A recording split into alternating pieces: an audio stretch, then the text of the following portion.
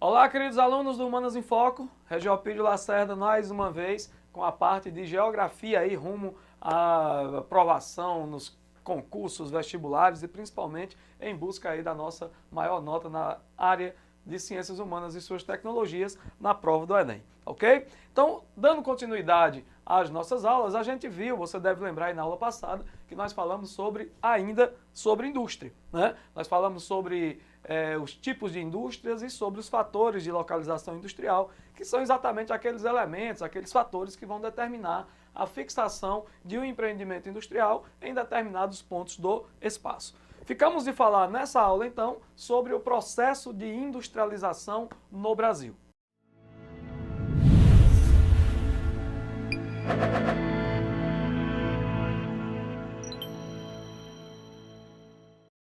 Dividimos a história da industrialização no território brasileiro em algumas etapas, né? Sempre lembrando da principal característica da nossa industrialização, que vai ser uma industrialização tardia ou retardada, né? Por que é tardia ou retardada, professor? Porque a industrialização no Brasil veio chegar já no século XX, né? Ou seja, um processo de industrialização que veio bem depois daquele que foi observado nos Estados Unidos e principalmente na Europa a partir da Inglaterra. Então nós vamos ter duas consequências principais dessa industrialização tardia. Quais são? A dependência de capital e a dependência de tecnologia. Quer dizer que a nossa dependência tecnológica vem desde os primórdios da formação da nossa economia? Exatamente. Nós passamos aqui, como vocês sabem, obviamente, por um processo de colonização e de exploração. Essa colonização de exploração impunha ao Brasil um pacto colonial. Esse pacto colonial proibia, ou pelo menos era pautado, em duas questões principais. Primeiro, no monopólio comercial, ou seja, proibia a comercialização do Brasil com outros países que não fosse a sua respectiva metrópole. Isso é uma história mais antiga do que caminhar para frente. Enquanto Portugal era dono do Brasil, o comércio do Brasil se fazia exclusivamente com Portugal. Mas eu gostaria de saber quem era que levava vantagem nesse comércio. Mas não precisa nem dizer, né? Se você tem uma colônia de um lado, uma metrópole de outro, e um pacto colonial impondo o monopólio de comércio, os benefícios, a vantagem vai ser estabelecida, obviamente, para a metrópole. O segundo ponto do pacto colonial era exatamente o que tocava a relação das manufaturas. Havia a proibição das manufaturas na colônia. Consequentemente, a industrialização do Brasil vai ocorrer de forma muito atrasada, retardada mesmo, de fato. Ok? Então, a primeira característica da industrialização brasileira, que você não deve esquecer de jeito nenhum, é esta tardia, ser uma industrialização tardia ou retardada. Essa demora na chegada da indústria aqui no Brasil. Quais são as duas principais consequências? As duas dependências. A dependência de capital e a dependência de tecnologia. Tranquilo? Então, como é que começa a história da indústria no Brasil? A gente vai pegar desde os primórdios, né? Então, você vai pegar de 1500 até 1530. Eu quero que tinha indústria? Nada, não existia indústria nem na Europa, não existia nem colonização de fato. Então, entre 1500 e 1530, o período pré-colonial, totalmente sem indústria, por uma questão óbvia, né? 1530 até 1808, predomínio ou o período de vigência do Pacto Colonial. Pode ter manufatura na colônia? Não. Né? Professor, por que você falou desde a aula passada que 1808 é um ponto importante, é um ano importante? Porque é o ano da vinda da família real no Brasil. Na prática, isso aí vai representar o quê? O fim do Pacto Colonial. Ora, se a família real estava sediada aqui no Brasil, se o Brasil passa a ser a sede da metrópole, não faz mais sentido existir o Pacto Colonial. Quer dizer então que o pessoal lá de Portugal, muito bonzinho, diz, não, vamos quebrar o monopólio comercial. Óbvio que não. É aí que entra a história da indústria. Você lembra que a Revolução Industrial vai acontecer a partir da segunda metade do século XVIII. Professor, eu não sei o que é a segunda metade do século XVIII.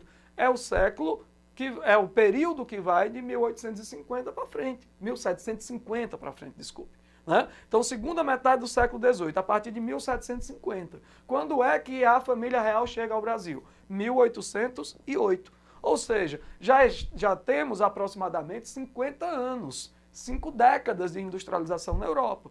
O que é que a Europa buscava a partir da Revolução Industrial? Novos mercados, principalmente fornecedores de matérias-primas e de energia e mercado consumidor. Então, a abertura dos portos às nações amigas, imposta pela corte portuguesa, quando veio para o Brasil, a partir de 1808, que na verdade foi esse fato que determinou o fim do Pacto Colonial, gerou uma multiplicidade de parceiros comerciais no Brasil. Mas principalmente favoreceu a quem? A Inglaterra. É tanto que muitos historiadores comentam que essa abertura se deu, sobretudo, para atender aos interesses ingleses, ok? Então, a partir de 1888, fim do Pacto Colonial. O que é que isso representa? Representa o fim do monopólio comercial e da proibição das manufaturas. Se não há mais proibição das manufaturas, vão surgir no Brasil as primeiras fábricas, né? E que fábricas são essas? Você vai encontrar lá alguns elementos que levam à existência das chamadas casas de fundição. Que eu falei na última aula sobre isso. As casas de fundição, como a Fundição Progresso lá no Rio de Janeiro, serviam para quê? Para suprir as necessidades que surgiam no Brasil do século XIX de ter algum produto de metal. Na verdade, é o princípio da metalurgia no Brasil, o embrião da siderurgia a partir dessas casas de fundição. Onde é que estão concentradas essas fábricas? Obviamente nas cidades maiores, principalmente no Rio de Janeiro. Ok? A partir de 1808, nós vamos ter um período de formação de industrialização ainda muito incipiente. A agricultura, a exportação de produtos primários ainda é a parte mais importante da economia brasileira. Então nós vamos ter um marco aí a partir de quando? A partir de 1914. Então essa segunda fase você pode definir de 1808 a 1914. O que é que tem de importante? Algumas fábricas, algumas casas de fundição. O que é que acontece em 1914? Observamos no ano passado os 100 anos da Primeira Guerra Mundial. Essa Primeira Guerra Mundial que vai acontecer aonde? Na Europa, obviamente. E vai envolver quem? Os países que tinham industrialização clássica. Ou seja, com a Primeira Guerra Mundial, nós vamos ter uma crise de produção industrial na Europa. Essa crise de produção industrial na Europa vai levar o Brasil e outros países, outras áreas, outros jovens países que deixaram de ser colônia recentemente, à necessidade de uma política de substituição dos importados ou a substituição de importações. Então, o primeiro surto industrial, efetivamente, no Brasil, nós vamos observar quando? A partir de 1914. Qual é o tipo de indústria? As indústrias da primeira Revolução Industrial. Vai ser a indústria alimentícia, a indústria têxtil, indústria de confecções, né? Vai ser aquele processo de industrialização que vai substituir os produtos que estavam ficando absurdamente caros por conta da diminuição da produção na Europa. Né? Isso é quando? A partir de 1914. E esse processo vai durar até quando? Até a Era Vargas. O que é que nós vamos ter de mudança aqui? Ora, em 1914, surto de importação, ou a partir de 1914, surto de industrialização a partir da substituição dos importados. Crescimento de algumas cidades, o Rio de Janeiro já era uma cidade grande, começa a haver um crescimento maior em São Paulo, Belo Horizonte começa a se desenvolver, né? Embora ainda sejam cidades que não eram milionárias, que não existiam ainda 1 milhão de habitantes, com exceção do Rio de Janeiro, mas eram cidades que estavam passando por um processo de crescimento. E esse período vai ser fechado justamente com o ano de 1930, com a chamada Revolução de Vargas. E a Revolução não teve absolutamente nada, né? Com a ascensão de Vargas ao poder. O que é que vai levar Vargas ao poder e qual é o ponto importante para o Brasil se tornar um país urbano, industrial e deixar de ser um país agroexportador? Se você estiver pensando na crise de 29, acertou em cheio, né? A crack da Bolsa de Valores de Nova York vai levar a economia brasileira a passar por uma forte transformação. Por que é que se transforma tanto? Porque aqui no Brasil se produzia basicamente para o mercado externo. O Brasil era exatamente um país agroexportador. E como agroexportador, ou pior do que isso, mantinha a sua economia pautada apenas em um único produto, que era o café. Com a crise de 29, a quebradeira dos anos 30, a economia do café entra em decadência. Junto com a economia do café em decadência, vai entrar em decadência também as velhas elites, as velhas oligarquias que tomavam de conta do poder no Brasil. Por isso que essa parte tem tudo a ver com história, é uma aula de história para você. Né? Você tem 1889, proclamação da República, o Marechal Deodoro da Fonseca assume o poder, os militares estão na cúpula do poder, mas esse período de 89 até 1930, 1889 até 1930, entra para a história como República Velha, ou República das Velhas Oligarquias. Eu sempre digo que o Brasil é meio que uma República Benjamin Button. Né? Ela começou velha, 100 anos depois virou a nova República. Nesse período das velhas oligarquias no poder, 1889, proclamação da República, até 1930, início da Era Vargas, nós tínhamos o poder político centrado nas velhas oligarquias cafeicultoras, agroexportadoras. O que é que vai mudar? Com a crise do café, entra em crise a política e a ascensão de Vargas ao poder. Vargas vai instituir uma nova política no Brasil, com o intuito de transformar um país que até então era agroexportador para um país urbano e industrial. Essa transformação vai levar ao Brasil, vai trazer ao Brasil um novo fluxo de industrialização a partir dos anos 30. Agora tem 3 detalhes que você não pode esquecer, sob pena de errar uma questão fácil lá na prova. A industrialização de Vargas era pautada no tripé: indústria de base, capital nacional e concentração industrial. Então, onde era que nós tínhamos a indústria concentrada? Nas grandes cidades do Sudeste, principalmente no Rio de Janeiro e, sobretudo, em São Paulo. Por que é que a indústria vai para São Paulo? A infraestrutura, o capital, né? A base da financiarização, os bancos, que davam sustentação à economia do café. Muito embora a economia do café não fosse uma economia basicamente urbana. Tranquilo? Então, a concentração industrial em São Paulo e no Rio de Janeiro. A concentração no Sudeste, de uma maneira geral. Segundo ponto, a industrialização de Vargas é pautada no capital nacional. Não é ainda aí que nós vamos ter a intromissão do capital externo, das multinacionais, isso é no período posterior. Nós vamos ter o capital nacional financiando uma industrialização que engatinha como industrialização própria, principalmente com as indústrias estatais. Sabe, mas o que é a indústria estatal? O Vale do Rio Doce, a Petrobras, né? Essas empresas que foram criadas com o capital do Estado para servir de base para a montagem do parque industrial brasileiro. Terceiro ponto da industrialização de Vargas vai ser a indústria de base. O que é a indústria de base? É aquela que produz matérias-primas para fomentar o desenvolvimento de outras indústrias. Então, a industrialização da Era Vargas vai ser pautado nesse tripé.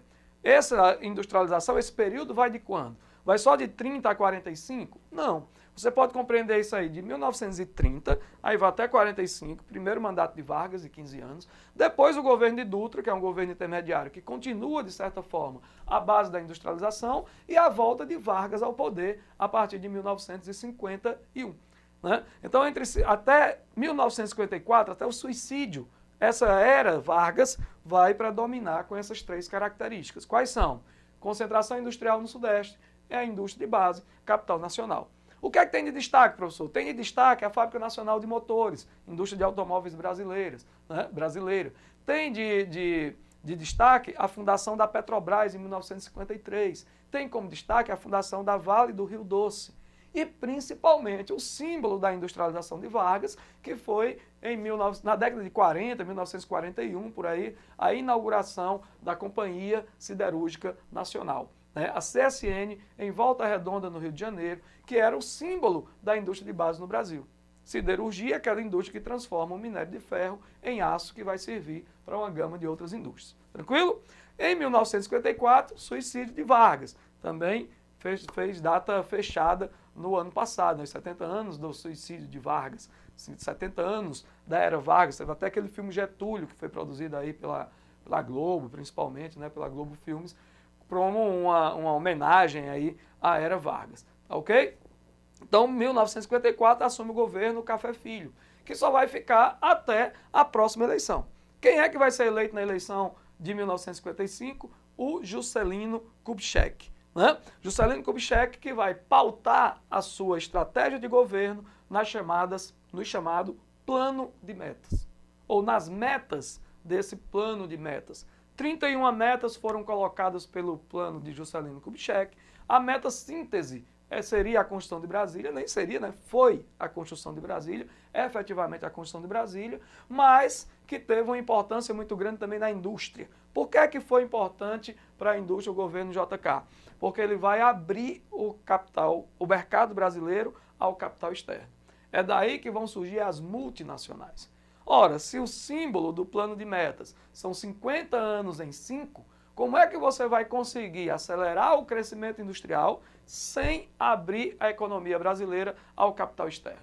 Não dá tempo para o Brasil criar a sua própria indústria, o seu próprio parque industrial, seu próprio desenvolvimento. Então foi necessário importar as empresas norte-americanas principalmente, mas também europeias e japonesas, para que elas montassem um novo parque industrial no Brasil. É aí que vão surgir as chamadas multinacionais. Volkswagen, Fiat, né, Ford, General Motors, General Electric, Panasonic, Sony, Pioneer, essas empresas Gradiente, essas empresas vêm para o Brasil nos anos 50. Posto Esso, né, famosíssimo, da música de Raul Seixas, no Posto Oeste enche o tanque do carrinho, bebem, troca um cafezinho, que é cortesia da matriz, fazendo uma alusão à dependência que o Brasil tinha em relação ao capital externo. Então essa industrialização pautada nas multinacionais começa para valer no governo JK. Tá ok? A vinda do capital externo, a penetração das multinacionais e o controle que essas empresas passam a exercer sobre a economia brasileira. Qual é ou quais são as duas principais desvantagens de se ter uma industrialização pautada em empresas estrangeiras? A primeira vai ser a remessa de lucro para o exterior. As empresas trabalham no Brasil com matéria-prima brasileira, com energia brasileira, com os trabalhadores brasileiros, com uma fábrica no Brasil, vendem o produto aqui no Brasil, ou seja, aproveitam o nosso mercado consumidor, e a maior parte do lucro dessa atividade vai ser investido no país sede da empresa. Então, quando você compra um produto da Fiat, por exemplo, boa parte do lucro dessa negociação estará sendo investido na Itália e não no Brasil, até por uma questão óbvia, né? Qual é a segunda desvantagem? Produz a dependência da tecnologia.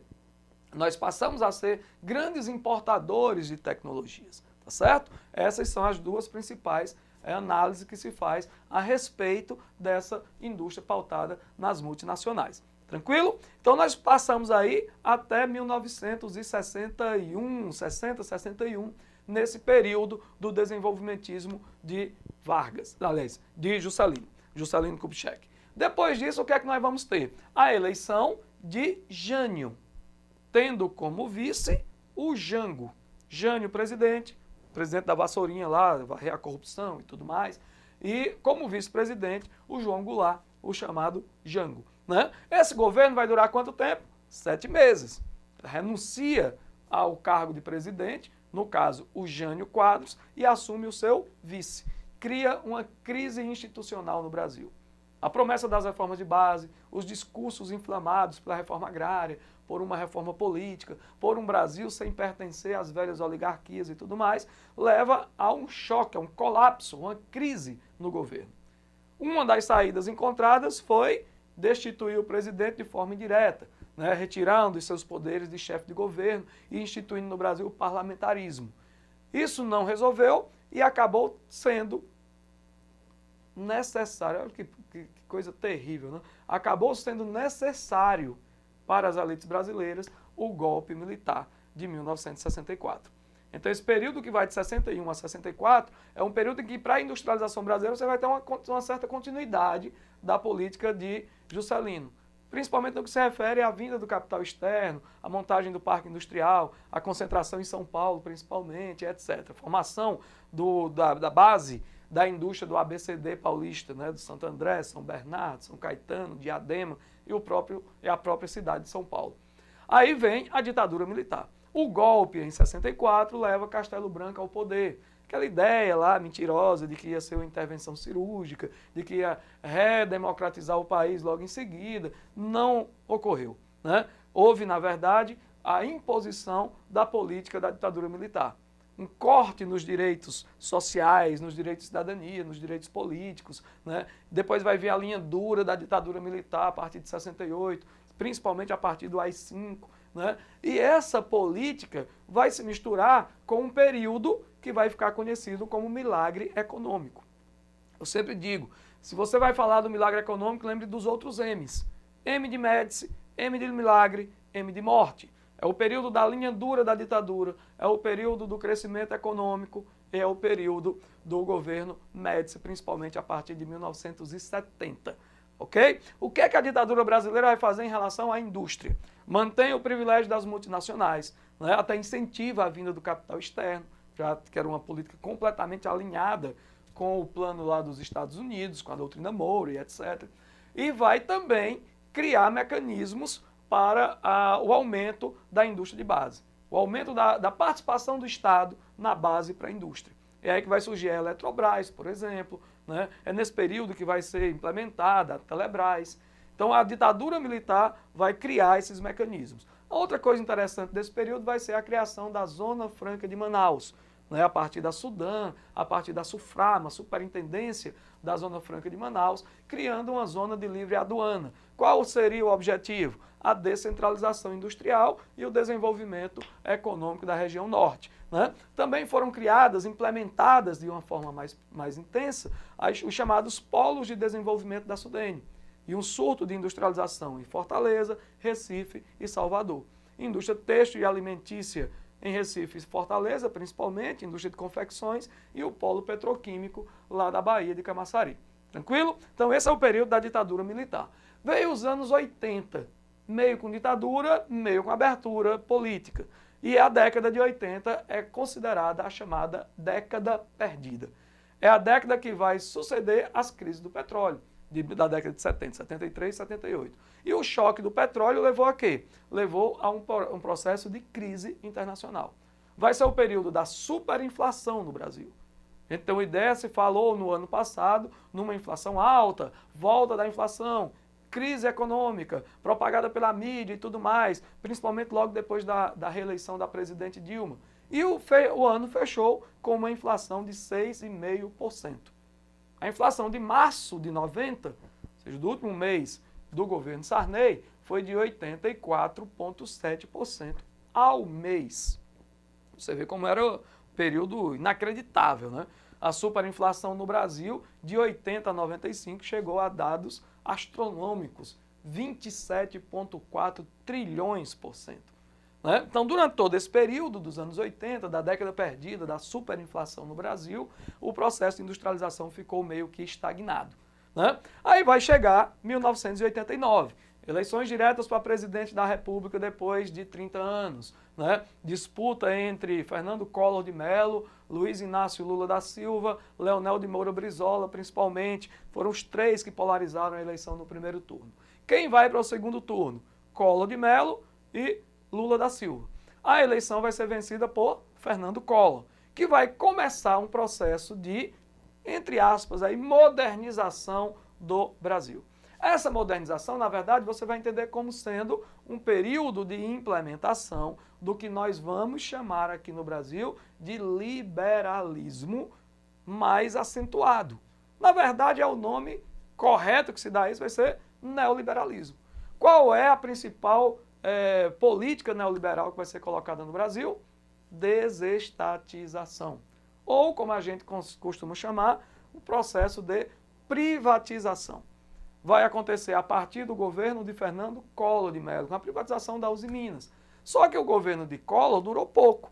Teve o processo de impeachment, os caras pintadas, né, denúncias de corrupção, Pedro Collor, PC Faria, CPI, acusação, afastamento do presidente e, por último, a renúncia de Collor em 92.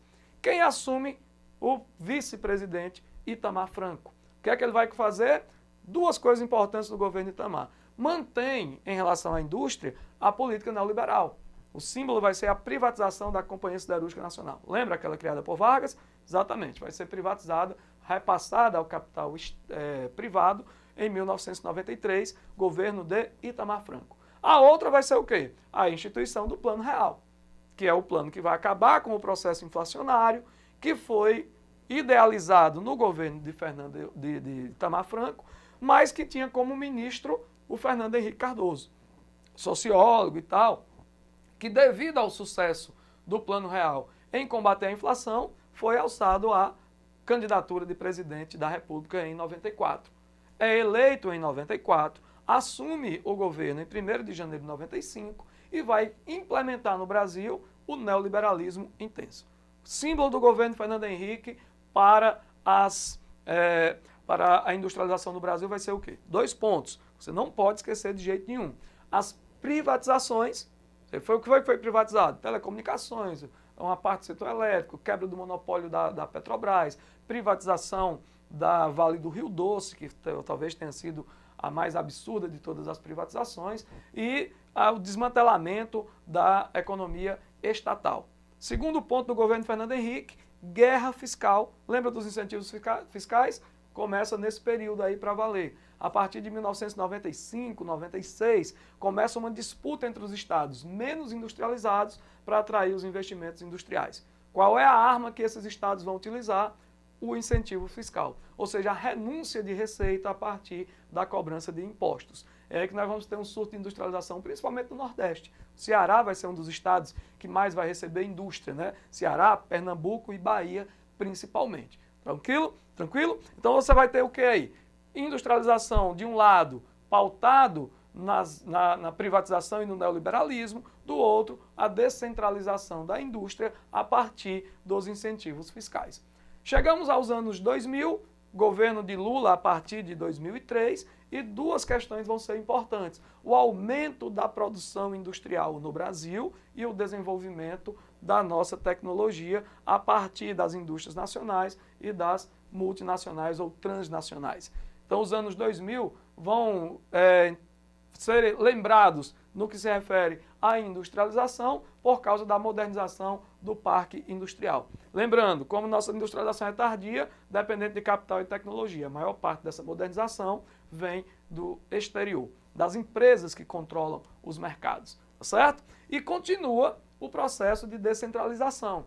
Agora não mais somente por conta dos incentivos fiscais, mas da própria dinâmica da economia. A economia do Nordeste passa a crescer mais do que a média do Brasil, principalmente depois de 2005 até 2010, mais ou menos, né? E isso acaba atraindo uma grande quantidade de investimentos. O crescimento maior das cidades médias também leva um fluxo de indústrias para essas cidades. Tranquilo? E não esquecer, a empregabilidade na indústria está cada vez mais prejudicada pelo uso intensivo de máquinas, de equipamentos industriais. É o chamado desemprego estrutural, ok? Um abraço, meus queridos alunos. Vimos aí a parte histórica da industrialização do Brasil. Espero que vocês consigam resolver sem dificuldade as questões que estão no nosso TD e qualquer dúvida pode ser tirada por e-mail. Um grande abraço, até a próxima oportunidade.